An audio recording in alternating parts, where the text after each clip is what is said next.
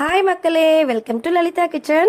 இன்னைக்கு pineapple jam பண்ணலாம். வாங்க எப்படி பண்ணலான்னு பார்க்கலாம். தேவையான பொருட்கள்: நல்ல பழமான பைனாப்பிள் வாங்கி நல்லா க்ளீன் பண்ணிவிட்டு பொடியாக நறுக்கி வச்சுக்கோங்க. ஒரு மிக்சி ஜாரில் போட்டு நல்லா பேஸ்ட் மாதிரி அரைச்சிக்கோங்க.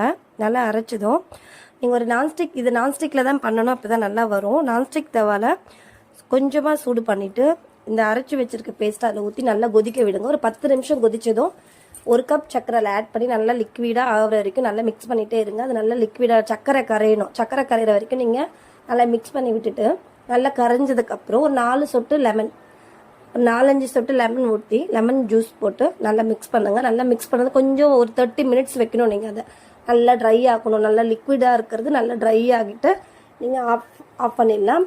ஆஃப் பண்ணதுக்கப்புறம் நீங்கள் ஆற வச்சுட்டு குழந்தைங்களுக்கு சர்வ் பண்ணி கொடுங்க. ஒரு பாக்ஸில் வைக்கணும்னா நீங்கள் ஆற வச்சதுக்கப்புறம் தான் அந்த பாக்ஸில் மாற்ற முடியும். அப்போ தான் கரெக்டாக இருக்கும் நம்மளுக்கு. நன்றி, வணக்கம்.